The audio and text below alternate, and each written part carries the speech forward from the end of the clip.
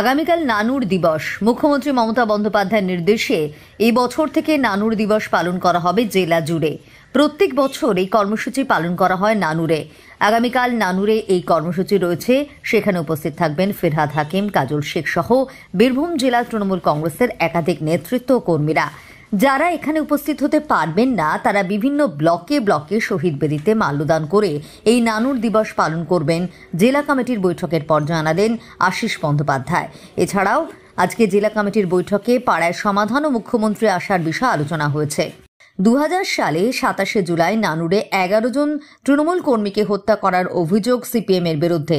তখন থেকেই নানুর দিবস পালন করা হয়ে থাকে এখানে। আজকে জেলা কমিটির যে বৈঠক হলো তাতে আমাদের মুখ্যত তিনটি বিষয়।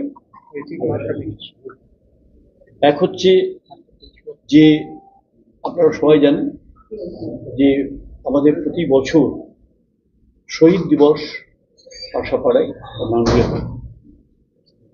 নানুর ব্লক তৃণমূল কংগ্রেস এবং মুখ্যত সভাধিপতি কাজল শেখ এইটা পরিচালনার দায়িত্ব নিয়েছেন এবং তিনি সেখানে এই সভাটা পরিচালনা করবেন। সেখানে আসার কথা আছে ফিরহাদ হাকিম এবং মলয় ঘোষ। শহীদ দিবসটা মর্যাদার সঙ্গে পালন করে। এছাড়া প্রতি ব্লকে যাতে ওই দিন যারা আসতে পারবেন না, যোগ দিতে পারবেন না, ব্লকের যারা কর্মকর্তা আছেন তাদের বলা হয়েছে তারা ওখানে ব্লক অফিসের সামনে হোক, জায়গায় হোক, তারা শহীদ বেদি করবেন এবং সেখানে শ্রদ্ধার্ঘ্য অর্পণ করবেন। দ্বিতীয়ত হচ্ছে যেটা আমাদের মুখ্য বিষয়, সেটা হচ্ছে যে আগামী 28 তারিখে মাননীয় মুখ্যমন্ত্রী আসছেন। তিনি পদযাত্রায় অংশ নেবেন।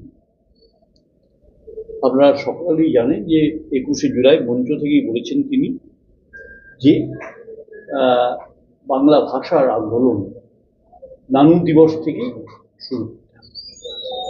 তিনি আসছেন আগামী 28 তারিখে প্রশাসনিক বৈঠকের পরেই তিনি পদযাত্রায় অংশ নেবেন।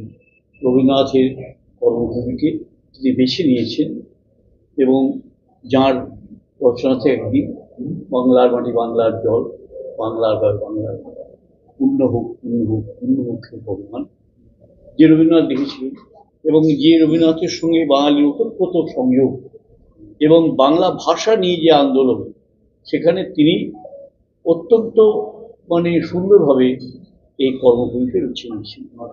রবীন্দ্রনাথের কর্মভূমি থেকেই এই আন্দোলনের সূচনা হচ্ছে এবং এটা আমরা মনে করি আমাদের গর্ব, আমাদের অহংকার যে মাননীয় মুখ্যমন্ত্রী এই আন্দোলনের সূচনা করছেন এই রবীন্দ্রনাথের কর্মভূমি থেকে। এখানে আমরা মনে করি যে এখানে তার সঙ্গে পদযাত্রায় অংশ নেওয়া এটা আমাদের গৌরবের, আমাদের অহংকারের।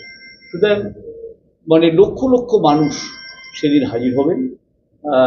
তারা বিভিন্ন বাস, ট্রেন, ছোট গাড়ি সমস্ত কিছু ব্যবহার করে তারা আসবেন এই পদযাত্রায় অংশ নিতে। এই বিষয়টা আরেকটা বিষয় আমরা সঙ্গে সঙ্গে এটা সাংগঠনিকভাবে আমরা যেটা আলোচনা করেছি সেটা হচ্ছে বিশেষ করে গুরুত্ব দেওয়ার জন্য প্রধান পঞ্চায়েত সমিতির সভাপতি এমনি যারা আছেন তাদেরকে, যে আপনারা জানেন যে মাননীয় মুখ্যমন্ত্রী একটা বড় কাজ করছেন, সেটা হচ্ছে যে প্রতিটা বুথে 10 লক্ষ টাকা করে আমার পাড়ার সমাধান সেটার ব্যাপারে জোর দিয়েছেন এবং সেটা আগামী 2রা আগস্ট থেকে শুরু হবে। স্বাভাবিকভাবে এই বিষয়েও কর্মীদের সচেতন করা হয়েছে।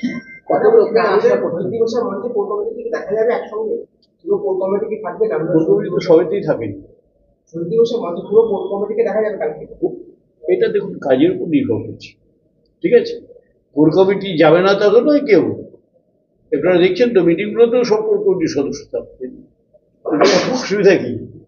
কোর কমিটির যারা পারবেন তারাই যাবেন, যারা যেতে পারবেন না তারা তার ব্লকে শ্রদ্ধা মুখ্যমন্ত্রী কোর কমিটির সাথে আলাদা করে কি বসতে পারেন এটা এমন শোনা যাচ্ছে। আমাদের কাছে কোনো সংবাদ নেই, এটা আপনারা বলতে হবে, আমাদের কাছে কোনো সংবাদ নেই।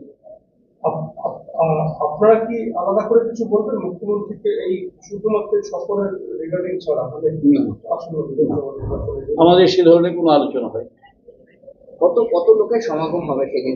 লক্ষ লক্ষ হয়, এটা হাতে কিন্তু বলা যাবে না, লক্ষ লক্ষ সব রেকর্ডকে ছাপিয়ে যায় যেমন সেই রকম।